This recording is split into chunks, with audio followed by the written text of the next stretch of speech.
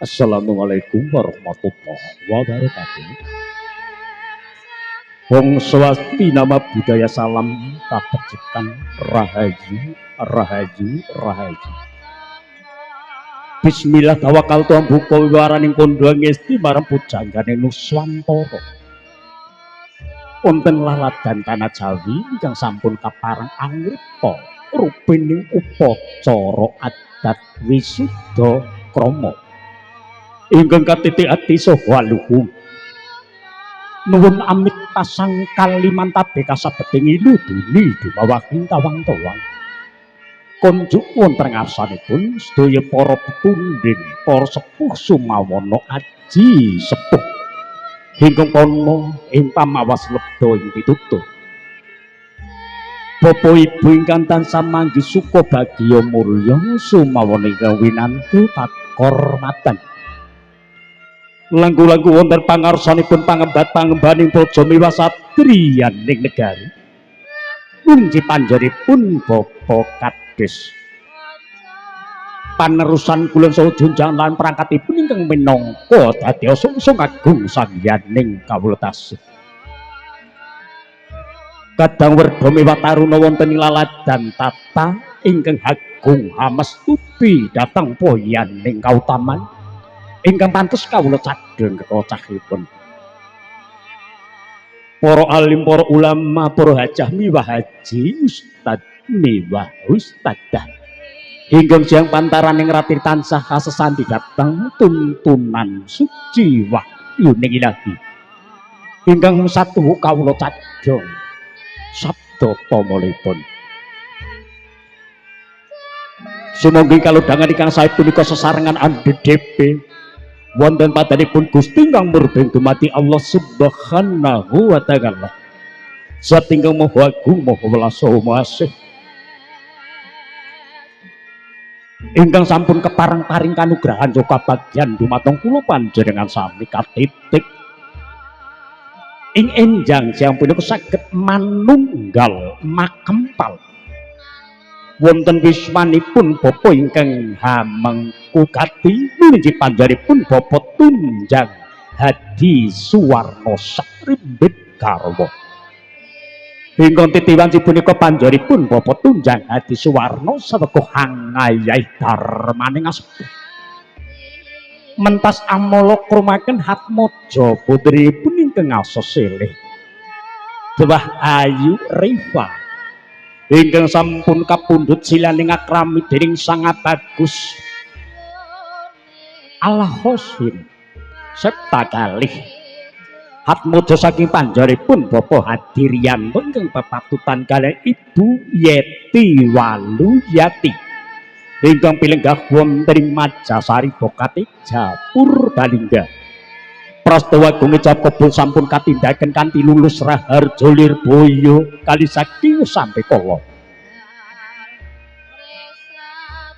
purna prastawa agung ijab kabul sang raja pinangantir kakung Dala Putri sigra kawisuda kanthi lampah wisuda krama ana sadaya ngadicara wisuda krama katindaken kepareng kawula badhe ngaturaken rantamaning adicara adicara ingkang kaping 9 inggih pambuka ingkang kaping 2 mijiring sang raja pinanganten putri kaping 3 upacara adat tanggih kaping 50 tedhak sungging kaping gangsal panutup ndungkap sedaya titi laksana sampun sumadya sumangga wisuda krama ing titi hari palenggahan punika kabeh sesarengan kanthi lafal basmalah sumangga kawula dhiraken.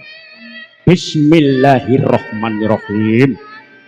Muga kanthi lafal basmalah wisuda krama ing ari palenggahan punika wiwit purwa madya tekaning wasana datan manggih pambeng sakala-kala. Nuwun nuwun nuwun.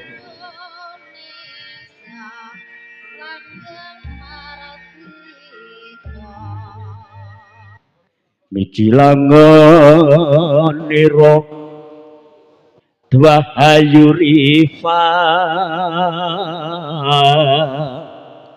lampah hiralon mijil langenira Dwahayu Rifa lampahira halon kinareba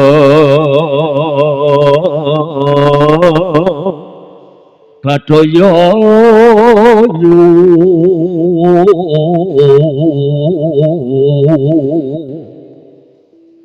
warna niro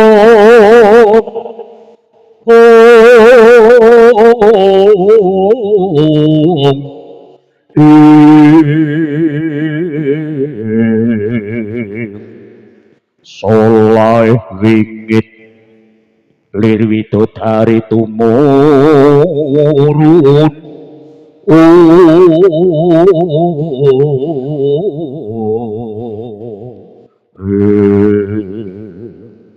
wis andungkap piwah yaning mangsa kala sang raja pinanganten putri sang Dwahayu Rifat jengkar saking tepak wangi Kinandra tindhae sang raja pinanganten putri sinawang saking Mandrawa kaya Sekar Teja candrane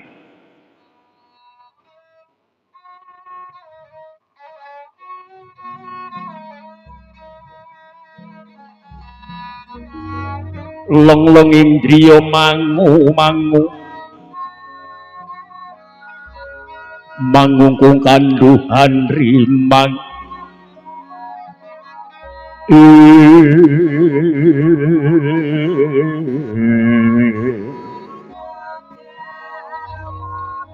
reti dempramanem datan ana sabawane walangane sikron-ronan datan moga samirana datan lumampah ingkang kapiarsa mung swaraning pradangga mewah waranggana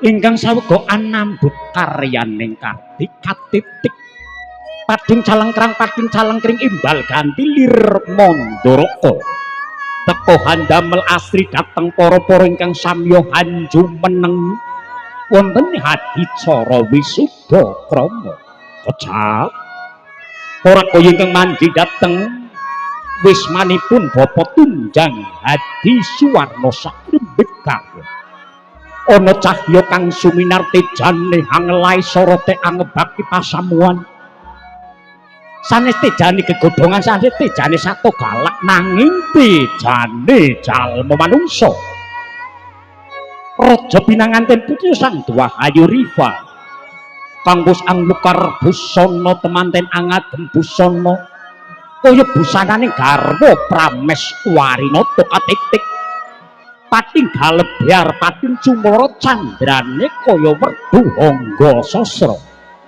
werdu jenenging lintah hangga banyu sasra sewu kaya lintah sewu wanci ratri bareng kumlap aning sapenging toya nalika samana sang Dwahayu wis jengkar saking panti busana kandhek pun ngajeng gapura winangun ing sejang ranti dateng prapane ingkang raka datang kepara dangu sang bagus tupingkeng garwa sampun anganti sigra jumangkah ana cahya hanganguwung tejane hangelai sorote ngebaki pasamuan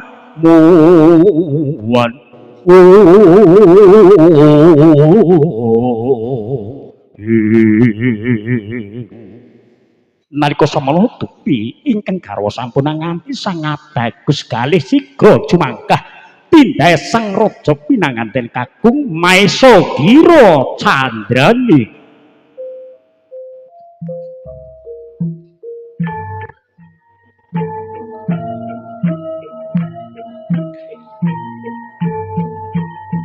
cahya gumlewang nyangitan pratandha pakurmatan dhateng sang bagus galih tupingkeng garwa sampun anganti sigra jumangkah jengkar saking palereman saking pasanggrahan harga mulya pasanggeran jering papan arga dalan mulyan ning ngaurip sigra jumangkah tindhae sangat bagus kaapit ingkang rama nunji pandhanipun Bapa Hadi Riyanto miwah ingkang ibu nunji Ibu Yeti Datan kantun patasa kembaran putri Domas miwah Manggala Yuda ingkang gagah tanggung jawab mbok sawanci-wanci wonten setenging marga wonten Pancabaya sigra hamba badhe rumput angresik kireget dasar satria ingkang bagus gagah prakoso pakulitan kuning nemu giring otot ijo riyo dasar tedake Amaratapa turune Anggana Wari kota nalika samono sangat bagus galih puspinanggih kalian ingkang garwa kekalih angasta wujuding gondang temanten kakung ngasta gondang tutur temanten putri ngasta gondang kasih ya angasta wujuding sedah ya suruh sigra kadalangaken dhateng telenging nala apa to werdine temanten balangan suruh ingangke badhe ngangsu kawruh dhateng para pepundhen ingkang sampun buntas anggenira amangun bale wisma kabalangken dhateng telenging nala ing mangke kumantil-kantil katresnanipun tresnane Mas Galih dhateng Mbak Rifa kumantil-kantil kali Mas Galih kepasan datan ginggang sakritma nalika samono sang Dwahayu sembah kolbu jejering putri kedah ngabekti dhateng kakung mangun mitugu leladi dhateng kakung riwusnya ngaturaken sungkem dhateng padhanipun ingkang raka sang Dwahayu sigra lenggah amari kelu kaya konjem bantul wedanani ngasmitani dhateng ingkang raka ya sang bagus galih sigra kumlawe samparanipun sangat bagus galih arsa amidak wujuding tigan kencana badhe kapidat dening sangat bagus galih biah pecah dados sawalang-walang pecahing tigan mugia tinar buka pagalipun muga midak wujuding pamor jejering kakung ing mangke saged ngayemi tanggap ing sasmitu sang Dwahayu Rekwa anyandak bokor kencana ingkang mawa kaisi tirta setaman ingkang arum gandane mrabawani kangge miciki dhateng samparanipun ingkang raka kanthi tresna kanthi asih kanthi lila lan legawa anggenira amiciki dhateng samparanipun ingkang raka priwusya paripurna anggenira amiciki dhateng samparanipun ingkang raka Adimas Galih sigra kumlawe astanipun anggandeng ingkang garwa kajumnaken saking palenggahan kagandeng astanipun sang Dwahayu dening sangat agus kajumnaken saking palenggahan sang Dwahayu Rifa dening ingkang raka sangat bagus galih sigra tumuju dhateng sasana mulya ya tumuju dhateng kursi Gading Maison Danu tindhae sang raja pinangantir kakung Dala Putri sigra andherekaken dhateng tindhaipun ingkang rama ingkang badhe mratitisaken nunji panjenenganipun Bapak Tunjang Hadi Suwarna ingkang badhe mratitisaken dhateng Atmaja kalih kanthi lampah krobongan angubengi sang Dwahayu Rifa ngubeng kenges kaya jantra kocapa nalika samono wis jajar satata sang Dwahayu miwah sangat bagus tumuju mangkah bapa Tunjang Hadi Suwarna sigra amratitisaken dhateng Atmaja kekalih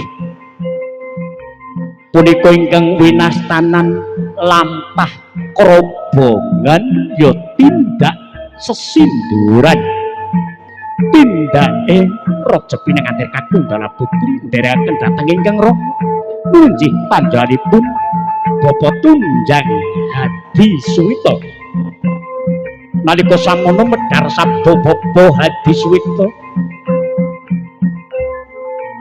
ing sasmita asung sasmita Bapak Hadi Suwarna ing ngarsasung tuladha ing madya mangun karsa tut wuri handayani ampratisken dhaken Atmaja kekalih dupi sampun dumugi wonten ing kursi Gading Maison Danu sigra katimbang-timbang anggenira animbang dhateng Atmaja kekalih kaya lampahing Ibu Pertiwi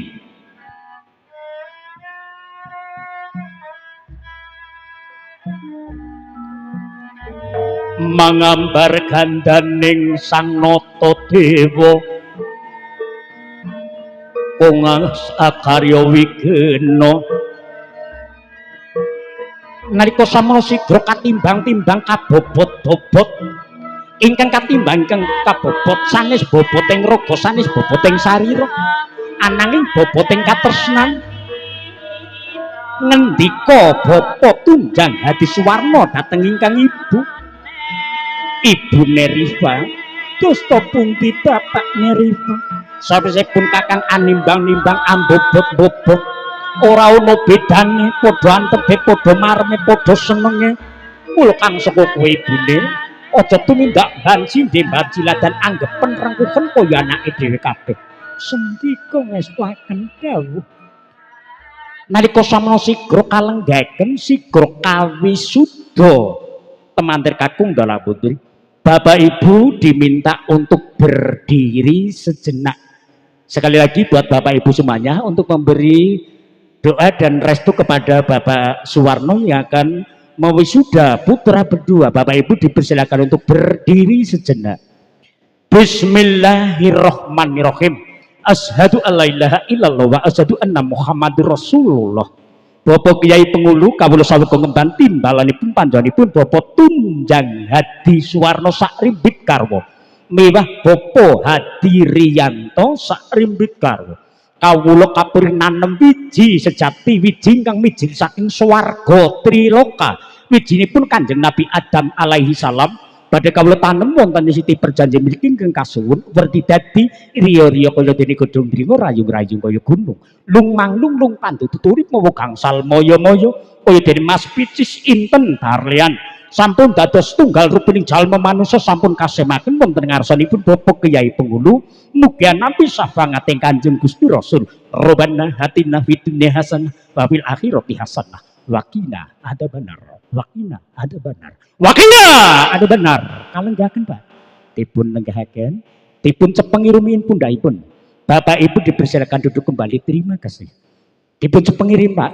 kasinggah kanthi sarana kidung sarira ayu pupuhipun dandang gula ana kidung rumeksa ing wanciki teguh ayu luputing lara luput tapi lai kabeh jin setan datan purun paneluan tenung tanwani miwa panggawe Allah gunane wong luput genia temahan tirta malingado tanono ngarah mring mami guna tutupan sirna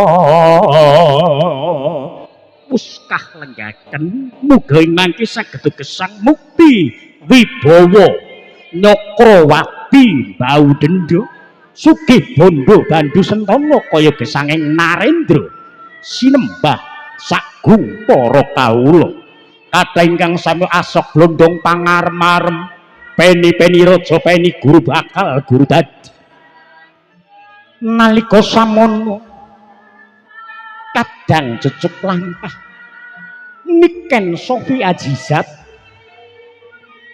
sigra amundhut wujuding buka kaya ingkang sigra kaparingaken dening Sang Abagus Galih ingkang badhe nindakaken kacar kucur apa ta werdine kacar kucur jejering priya kedah paring buga kelawan kaya dateng ingkang garwa arupi nafkah ingkang kapiringaken arupi 3 setunggal palawija kaping 2 kaping 3 arta jenar ingkang kaparingaken dening Sang Abagus minangka panggesanganing jalma manungsa ingkang gesang sak lumahing bumi sak purbing langit ilining buka kaya jinandra kaya ilining narmada dhuwur seluruh datan ana pedhote katampi dening Sang Dwahayu Rifa kanthi mesem jroning wardaya bombong sajroning nawa dupi anampi wujuding buka kaya saking ingkang garwa nalika samono Sang Dwahayu Rifa enget bilih kagungan pepundhen nunjing Rama kelawan ibu sigra jumangkah ngabyantara dhateng ngarsane ibu kelawan Rama sigra asung dharma dhateng ingkang Rama dalah ingkang ibu hamujudaken putra ingkang saleh lan salehah saged andamel bombong saged ndamel suka dhateng Rama kelawan ibu Kanjeng Ibu menika wujuding buka kaya peparing saking Kakang Mas Galih kawula aturaken wonten ngarsanipun paduka ibu kelawan Rama minangka dharma bakti atmaja kekalih konjuk dhateng pepundhen Rama kelawan ibu anakku wadon lan anakku lanang Rifa lan Galih tak tampa gawe bombong gawe bungah tumraping punibu pakaryan kang becik sira lestarake kanggo sangu anggonmu mangin balesa mahyondo lan kowe sendika ngesaken dawuh sendika ngesaken dawuh ibu nalika samono Sang Raja pinangantir kakung dalah putri sigra Kembul Bujana Andrawina Kembulus angarane Bujana Dahar Andrawina sesarengan dulang-dulangan sadèrèngipun dahar enget dhateng ngarsane Gusti kang murbing dumadi kanthi anyebat Bismillahirrahmanirrahim Allahumma barik lana fima razaqtana wa qina adzabannar mugi daharan ingkang kadahar lumebet dhateng padaran dadi kulit daging kang sentosa utawi andayani gesangipun Sang Raja pinanganten kakung dalah putri wis paripurna nglira Kembul Bujana Andrawina Sang Raja pinanganten kakung dalah putri sigra angunjuk tirta amerta tirta niku banyu amerta niku bening banyu bening ingkang mijil saking sendang kamulyan sendang niku sumur kamulyan niku mulya kanthi sarana punika ndayani mulya gesangipun Sang Raja pinanganten kakung Daraputun anggenira amangun Balewisma diajeng garwanipun kakang nuninci Kang Mas ayo padha ngunjuk bebarengan sumangga kawula dherekaken Kang Mas iki nganggo gogok nganggo cangkir cilik kurang marem mboten dados napa sithik nggo sithik Kang Mas iya Yayi gawe bombong gawe seneng tumraping pun kakang Yayi kira-kira arep pirang cangkir monggo sedasa cangkir mboten menapa-menapa kula dherekaken iya Yayi gawe bombong gawe bunga tumraping pun kakang Yayi inji Kang Mas wis paripurna anggere angunjuk tirta amerta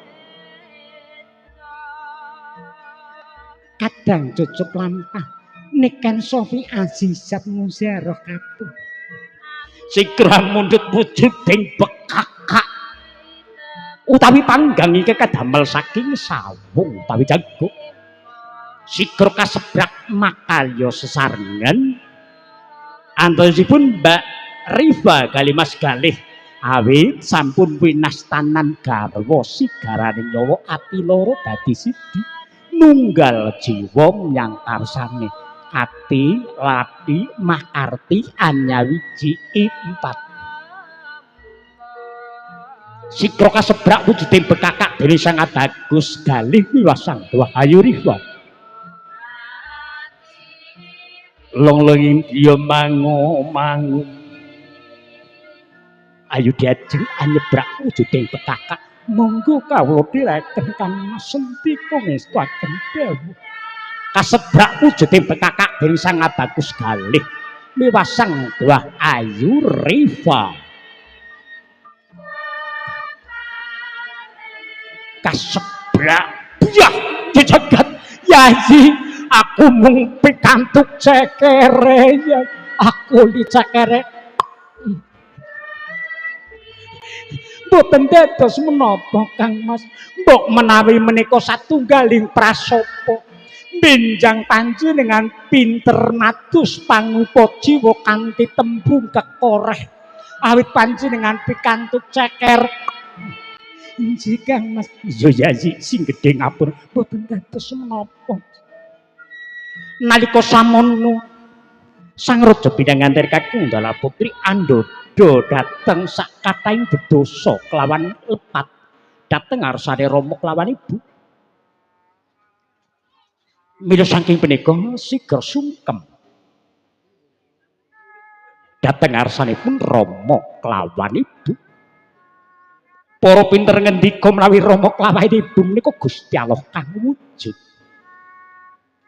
mila saking menika Raja Bidhangantir Kakung Dala Putri sigra deku sungkem dateng ngarsane Rama kelawan ibu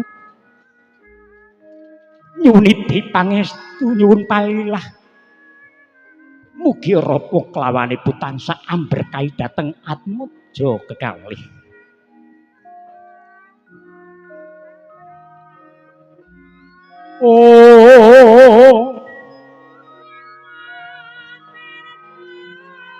para pinten ngendika sarubinulum menawi sungkem dateng ngarsane Rama kelawan ibu kanthi angasta gamparan paripeksa gamparan kencana kalepas saking samparanipun ugi boten kepareng sungkem dateng ngarsane Rama kelawan ibu ngagem senjata ingkang tajem paripeksa pusaka Kyai Runtut kadodot saking lempengipun sangat bagus sigra jumangkah ngrepepeh pindha sato manggi krama tapi sampun wonten ngajengipun ingkang Rama kelawan ibu lenggah amari kelu kaya konjembantala wedanane medhar sabda sang wahayu riwa dhateng ngarsane ingkang ibu Kanjeng Ibu sungkemipun ingkang putra kula pun riwa kanjeng ingkang putra riwa nyuwun pangestu lan nyuwun pandunganipun patuko supados ingkang putranggenipun mangun balesa masaket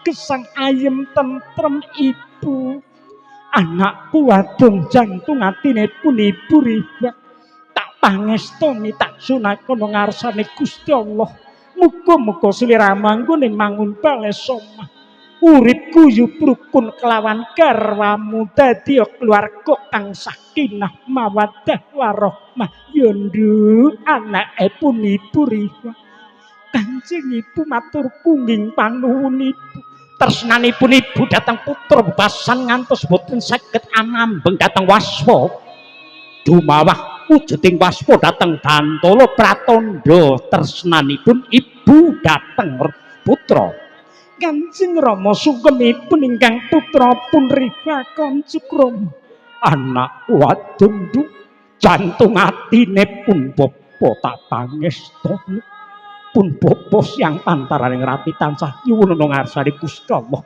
kanggo mulyaning uripmu muga kanthi sarana sliramu wis nikah dadi seorang ibu bisa urip bahagia sejahtera urip sing damai guyub rukun kelawan garwamu bisa bangun keluarga kang harmonis yondu surganing wong tuwa yen to sepanjang kaing anak kasebadan muga-muga Gusti kang karya jagat bisa ngijabahi bisa kabeh panjangkaipun bapa dikabulake kanggo kamulyaning uripmu ya Nduk. Kanjeng Rama matur kuwing panuwun. Iya anakku, pun bapa tansah nyuwun muga-muga panjangkae pandongane bapakmu dikabulake kanggo kamulyaning uripmu Nduk. Injih matur kuwing panuwun Nduk. Sungkema marang bapak ibu maratuwa. Senajan to maratuwa ketemu wis akhir dewasa, ananging aja dibeda-bedaken. Anggepen rengkuhen kaya bapak ibumu dhewe ya Nduk. Apa sentika ngestaken dewe ingkang putra Revanyuniti pangestu badhe sungkem dhateng ngarsane Rama kelawan ibu maratuwa. Pawulinipun bapa panjangipun bapa duga digawa ngati-ati aja nganti keri. Muga-muga Gusti Allah tansah jinangkung marang lakumu Nduk anakku wadon. Sengki nalika samono Sang Abagus sungkem dhateng padanipun ingkang ibu. Kanjeng ibu sungkemipun ingkang putra kula pun galih kanjeng. Anakku lanang jantung atine pun ibu tak tampa. Kepara pun ibu tansah nyuwun ngarsane Gusti Allah muga-muga slira manggone mangun bales omah bisa urip atut runtut guyub rukun jodho donya tekaning belahan jonggir anakku lanang. Injih Kanjeng ibu muga-muga enggal pinaringan putra. Pun ibu selak kepengin mondong putu yen to anakmu lanang dadi bocah kang soleh, nek anakmu wadon dadi bocah kang soleh kang bisa mikul dhuwur mendem jero marang derajateng wong tuwa. Injih Kanjeng ibu matur kuwing panuwun dene paduka sampun kaparang ndongaken. Nalika samono sungkem dhateng ngarsane Rama Sang Abagus galih Kanjeng Rama sungkemipun ingkang putra galih kanjeng ingkang putra galih nyuwuni dipangestu kepareng paduka Rama ndongaken lan paringa pangestu dhateng kang putra pun galih Rama. Anakku nggih cah bagus tak dongake muga-muga sliramu anggone mangun bales omah, sliramu bakal dadi kepala keluarga sing bijak ya nggih. Tresnanono bojomu kaya kowe ngresnani awakmu dhewe. Paribasan kowe diciwit krasa lara aja nganti nyiwit marang bojomu. Senajan kowe jejering wong lanang nanging ora kena tumindak sawenang-wenang. Injih Kanjeng Rama sendika ngestaken dawuh. Kawula boten badhe nyakiti dhateng jasmanipun bojo kula. Bagus anakku lanang. Jempolan tenan aku lanang. Muga-muga Gusti kang akarya jagat Allah Subhanahu wa taala tansah njangkung marang lakumu anggena siramu mangun bales omah bisa urip ayem tentrem mukti wibawa Nyakarwati ya nggih anakku lanang cah bagus. Kanjeng Rama matur kuwing panuwun. Nalika samono sungkem sang Dewa Ayu Rifa dhateng ngarsane ingkang Raka. Kang Mas, sungkemipun ingkang rayi kula pun riha kanca. Ingkang rayi nyuwun pangapunten bilih kula mangke gesang kalih panjenengan kula kedah lelati. Nanging anggen kawula lelati mbok kathah tuna tungkapipun mbok kula masak utawi nyambel kasinen utawi mboten neca. Nyuwun pangapunten sepindha kaping kalih kepareng apa duka paringa wulang-wur. Yayi pun kakang lan siramu jejering manungsa titah kang ora adoh saka dosa kelawan luput. Mbok ana luputipun kakang sliramu paringa pangapura, nek ana lupute sliramu pun pakan jembar samudra bakal paring pangapura. Injih mangestaken dawuh Kang Mas matur gunging panuwisa. Kang Mas piye kula sungkem dhateng ngarsane Rama kelawan ibu krasa nlangsa. Yayi ujaring para pinter yen to bapak kelawan ibu kuwi Gusti Allah. Bapa disungkemi nganti nibake waspa tandhes tresnaning bapa kelawan ibu mentul saka ati. Mulane ora bisa ngambeng. jare wong pinter ndonga nganti metu luweh jare bakal dikabulaken maga tandhes marang batin. Inci Mas. Ya iki ujaring para pinter yen to bapa klane iku dununging swarga kelawan kamukten. Ngertine Bapak titahing Gusti Allah kang wis netesaken tirta kamandanu dumadining jalma manungsa antarane pun kakang kelawan sliramu kowe Bapak yen to ibu kowe mau dununging swarga marga ibu tau tate ngandhut ponang jabang bayi pun kakang kelawan sliramu tau dikandhut aning ibu 9 wulan 10 dina mula jeneng mokal sabdaning biyung ndayani waton sabda kang apik ning sabda kang ora apik ndrawasi mula aja pisan wani marang Rama kelawan ibu. Inci para pinter ngendika yen to Rama dongeng kambulan ibu dununging suwarga. Kang Mas inci Kang Mas sendika ngestuaken dawuh kula mboten badhe wantun dhateng Rama kelawan ibu jer menika setunggaling pepundhen ingkang kedah kawula dharma bakti. Iya Yayi. Ayo padha bareng-bareng nyuwun ngarsane Gusti Allah. Muga-muga awake dhewe bisa sungkem bisa dharma bakti marang Rama kelawan ibu. Inji Kang Mas. Napa namung menika ing kedah kawula sungkem. Yayi.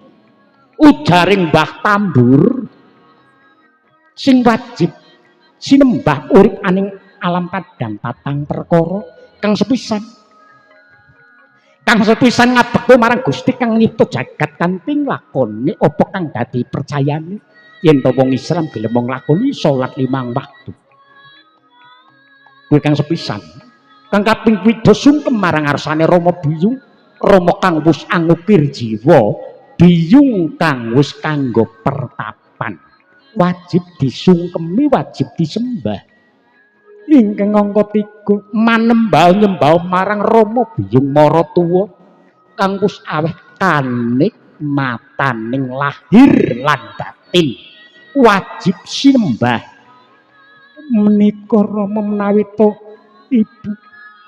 ibu dununging swarga markus tau ngandhut ponang jabang bayi ingkang angka kaping 1 manembah marang guru kelawan pranataning pamrentahan guru kang wis aweh piwulang sing mikine urung ngerti dadi ngerti marga piwulange guru sing mikine urung pinter dadi pinter marga panggula wentahing guru utawa manut marang pranataning pemerintah untuk kepengin uripe slamet.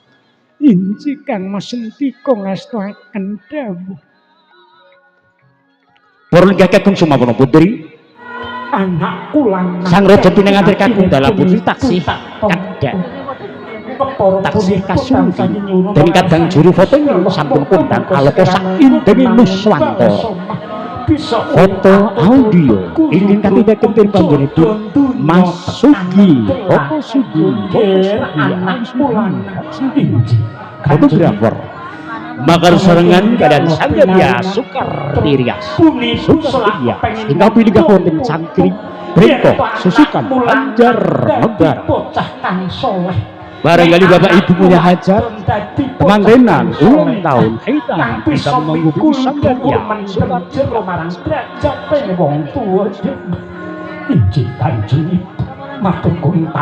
moga sambil foto oke kata rasakan versi fotografer dilanjut ngarsane Rama sangat bagus sekali Kanjeng Rama foto inti kata rasakan foto keluarga barangkali dari keluarga Majasari nanti iya oh iya beksan rumiyin saderengipun sami foto panjenengan badhe kalipur dereng panjenenganipun Mbak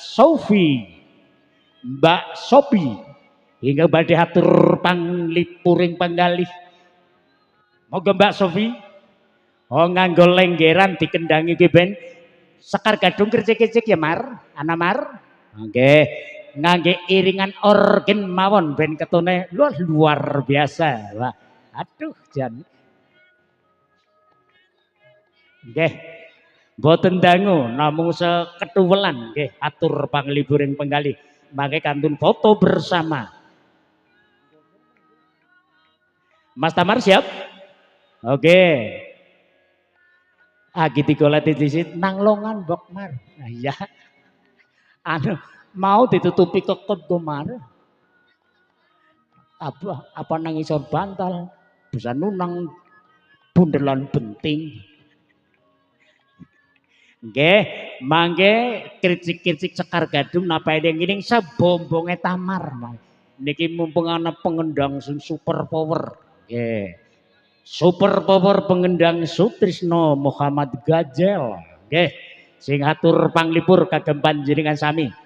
Mangke Banyumasan, mangke wonten tari masak ini. Wah, siang TikTokan kok kon dinyanyi.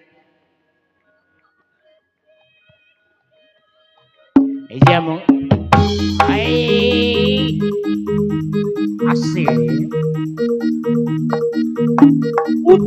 Iya, Blendrong Kulon. Iya, asik. Blendrong Kulon, bapaknya Sofi, pakai TikTokan. Lo. Rekat hika asik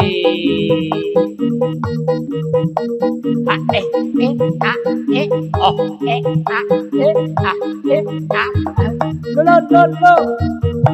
rekat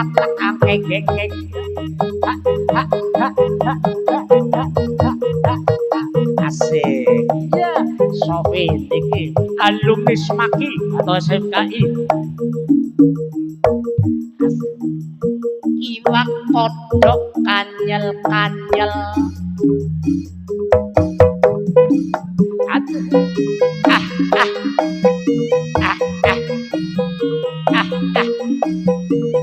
Selimpahnya lada nali cinangkingan Cina ragan gue bojo nangga dengan Yesus kali jangan usus enak sekali turi rawa boleh nangkep bangku janti kurang jangan kolati singin maning podong ijo banyu ayu tigang rembang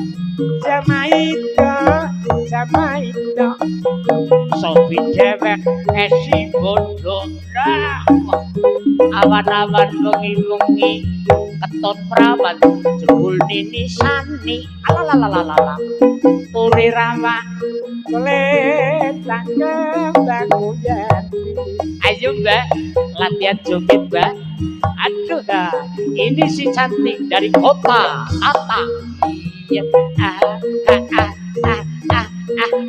orang apa asal lukit mbak ayo asik janur gunung sekulun Bajar Patoman kadingaren wong bagus kasih alalala kayak idon bebekan asik alalala sor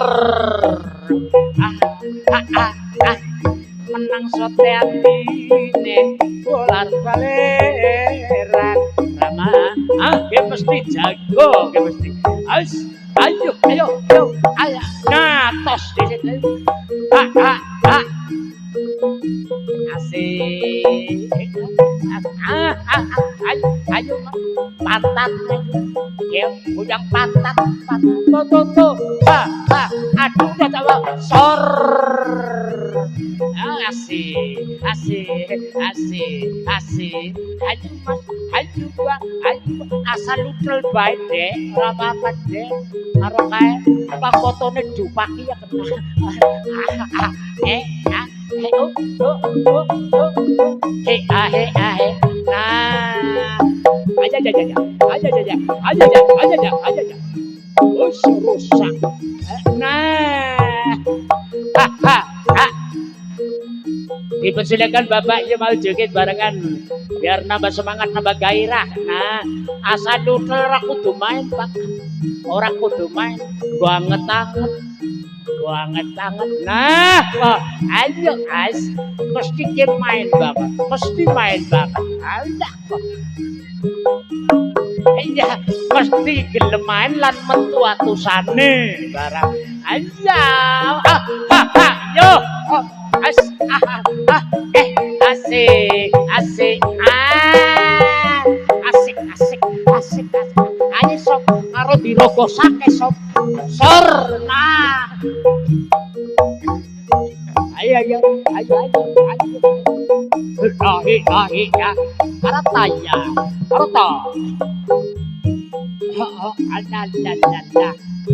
Ada. Jos.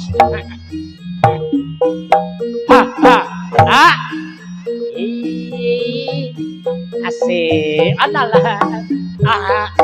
Esor, eros, jom, ayo, goyang om, ayo goyang om, ayah inul, goyang ngebor, asik, lu,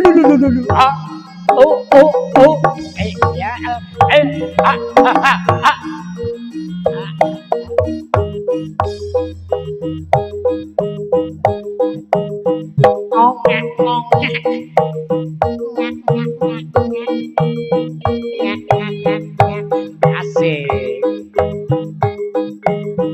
alaya, asik,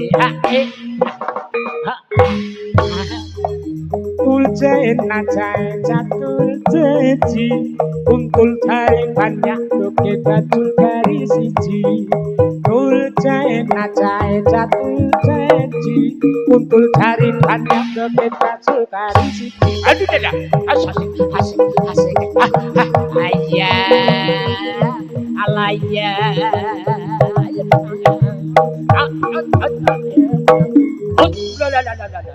esta ya karo jaduk bonus sob wis pakai keke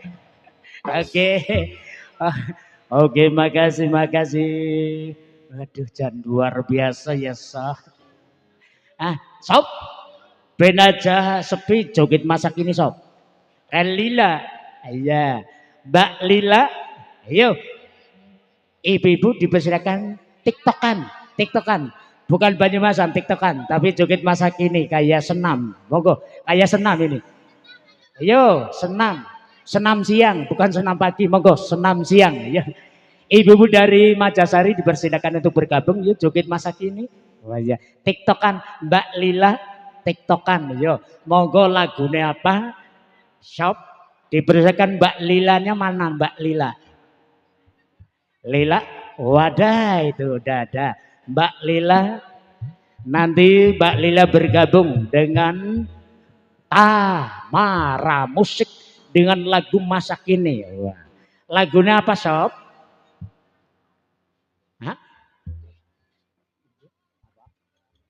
oh siapa apa jadilah Mas Santir Pekok apa Tamar Pekok ya moga apa moga sing penting titik pakaikan moga Mbak Lila lagunya apa Mbak Lila terserah Mbak Lilanya aja. Oke teman-teman berdua sama bapak ibunya untuk berdiri. Ayo teman-teman dari Majasari yuk biar semangat biar nambah gayeng.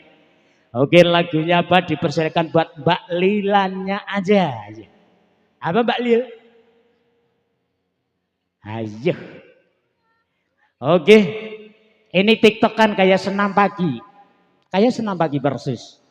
Agar banyu masak ini mandan ulet mandan angel tapi niki joget masak ini ibu-ibu dipersilakan aja biar nambah gayeng yuk semuanya untuk bergabung bersama Mbak Lila yo ayo deh ayo bareng wis ketemu Mar Lagunya apa Mbak Lila? Lagunya apa Mbak Lila?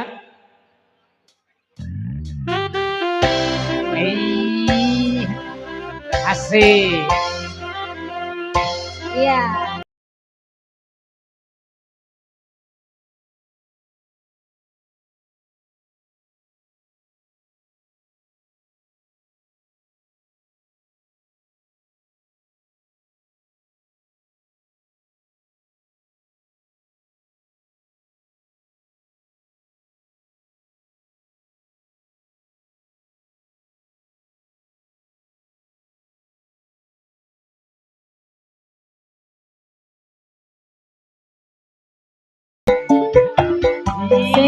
Puter-puter.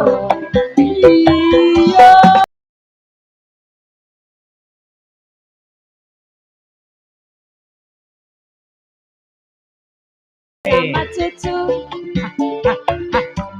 simpan tino hati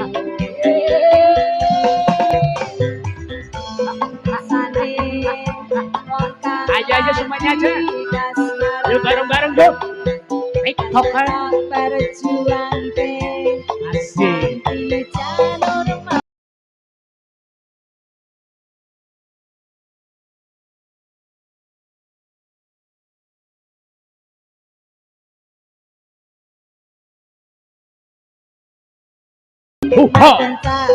Asik. Sampai naik, kowe